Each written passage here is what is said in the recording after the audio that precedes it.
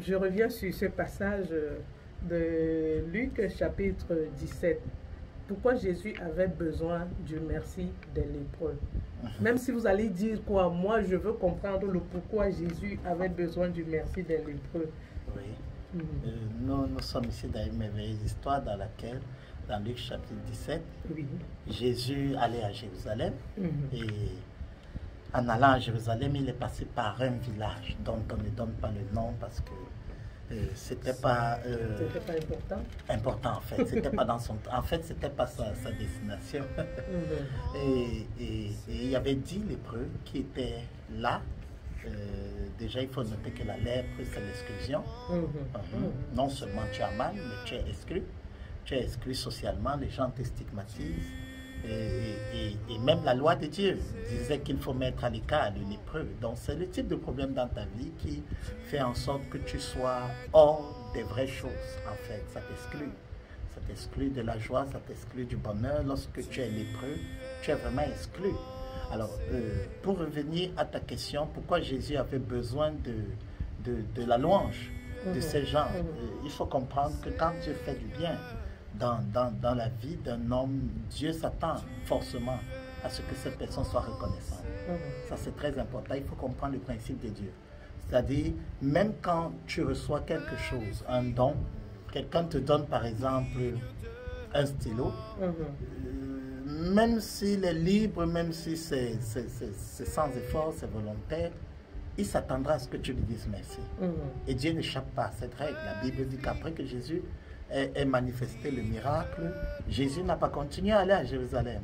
C'est très extraordinaire. Il est resté sur place. Ce qui fait que quand le lépreux, l'un des 10 qui a été guéri, est revenu, le seul d'ailleurs qui soit revenu, la Bible dit qu'il a trouvé Jésus au même endroit. Or, Jésus partait à Jérusalem. Ça veut dire que même Dieu aime les bonnes choses. Oui. Et il faut aussi comprendre, il y a une autre raison pour laquelle Jésus attendait l'action de grâce, c'est qu'en vérité, la terre et tout ce qu'elle renferme appartient à l'Éternel. Ça, il faut le comprendre.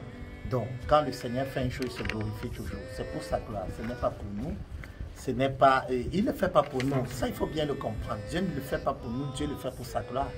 Et pour, le psaume 23 le dit très bien, à cause de son nom. À cause de son nom. Donc, lorsque tu viens rendre grâce à Dieu, lorsque tu reviens avec un esprit de gratitude, en fait, c'est pour lui rendre sa gloire. Il mérite cela. Ce n'est pas une affaire qu'on lui donne comme un privilège pour lui. Non, non, c'est qu'il mérite sa gloire.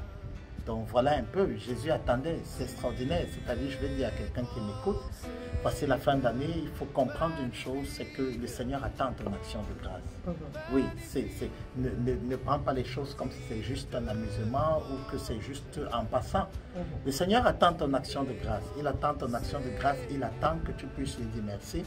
Il t'a préservé de la mort certaine, il t'a préservé des accidents, il t'a préservé de certaines crises. Tu étais malade, tu as été restauré, ou tu n'as pas été malade. Le Seigneur attend ton action de grâce et il est au même endroit où il t'avait béni. Oui, ça, au même endroit. Au même endroit, il est au même endroit. Oh là là. Il est au même endroit. En fait, il faut comprendre une chose. Lorsque tu as eu un problème et tu as demandé de l'aide à quelqu'un, que ce soit une sœur en Christ qui priait avec toi ou un frère qui priait avec toi, Dieu n'est pas avec toi dans ta chambre, il est avec toi à côté de ce frère. Si c'est un pasteur qui a prié pour toi, c'est là-bas qu'il faut aller rendre grâce à Dieu. Il est au même endroit. L'ingratitude est une maladie terrible de l'intérieur. C'est-à-dire, si ça a été tel pasteur parce que oh, c'est bien beau, oui, j'ai dit merci au Seigneur dans ma chambre. Non, ça ne s'était pas passé dans ta chambre, il t'attend à l'endroit où ça s'est passé. Quelle révélation! Quelle révélation! Jésus attendait. Oui, parce qu'il y a des gens qui ont été bénis, soutenus par des personnes, ils sont plutôt allés ailleurs. Et ils ont dit, c'est lui qui m'avait aidé. Non, non, ça ne suffit pas, il faut rentrer. Il faut rentrer. D'autres ont été bénis. Tu viens dans une... Beaucoup de pasteurs ont été déchirés dans leur cœur comme ça. Il soutient quelqu'un, il fait après la personne part, il l'oublie même, l'ignore même, et le déchiquette même. Mais la personne dit un jour, mon Dieu m'a exaucé. Ce n'est pas ton Dieu qui t'a exaucé.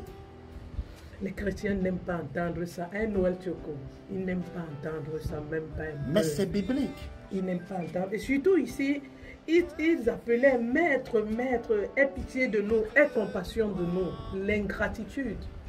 Quand tu veux voir la vraie nature de la personne, homme de Dieu, il faut faire du bien à cette personne. C'est pourquoi j'ai toujours dit que ce n'est pas quand on est dans les problèmes qu'on voit réellement l'état de quelqu'un. Souvent, c'est quand la personne est bénie qu'on voit son vrai état, en fait. Parce que, sa vraie nature. Oui, oui, oui. La souffrance fait en sorte qu'on ait l'impression que la personne est humble. Mais en fait, elle est de condition humble. Elle n'est pas humble, c'est la condition qui l'a brisée. Mais la vraie humilité, c'est quand on a quelque chose. La vraie humilité, c'est quand Dieu t'a béni. Et c'est là où on voit si tu es humble. Si tu es humble. Parce que voici 10 lépreux qui sont tous lépreux exclus. Parce qu'il faut bien le comprendre. Peut-être tu m'écoutes en ce moment. Tu es exclu par manque de diplôme. Tu es exclu de ta famille parce que tu n'as pas de l'argent. Tu es exclu d'une manière ou d'une autre. Alors maintenant, quand Dieu va te restaurer, est-ce que tu vas revenir? Parce que les 9 autres ont continué leur chemin et ils ne sont pas revenus. Ils étaient contents. Parce qu'il ne faut pas croire que le fait que tu sois content de ce que Dieu a fait pour toi, c'est l'action de grâce. Non, ils étaient contents. Et ils ont continué leur chemin. Et un seul a dit, il faut que je revienne. Et il s'est retourné. J'appelle ça les actes de l'action, l'expression de l'action de grâce, l'expression de la gratitude. Il y a beaucoup de choses dans ce texte concernant les expressions de gratitude. Alors il a fait les expressions de gratitude, il est revenu en arrière. Les autres ont continué leur chemin. Alors quand Dieu fait des grandes choses comme il l'a fait cette année pour toi qui m'écoutes en ce moment, il ne faut pas continuer ta route, il faut t'arrêter. Il faut t'arrêter et revenir. Revenir là où tu as laissé Dieu. Revenir là où ça s'est passé et bénir Dieu. Et manifester sa gratitude au Seigneur. Ils étaient 10, 9 ont continué leur chemin. Parce qu'en fait, c'est ça. Quand ça ne va pas, il y a plusieurs personnes qui peuvent venir vers le Seigneur. Mais quand ça commence à aller et ça brille, vous vous rencontrez même en chemin, c'est comme si tu n'as jamais connu. On peut saluer, c'est à peine. Oui. Parce que et si tu lui dis, mais comment on ne s'est pas vu? J'ai prié. Il va te dire, mais c'est ça dont avec vous, quand tu pries, c'est Dieu qui exauce. Mais il avait dit, maître, aie pitié de nous. Aie pitié de nous. Dieu utilise un homme. Dieu utilise un homme. Il y a des problèmes que tu peux résoudre seul dans ta chambre, mais il y a des problèmes où il faudra qu'un homme passe par ta vie. Quand un homme est passé par ta vie, il faut rentrer. Il faut rentrer vers Dieu qui vit dans cet homme.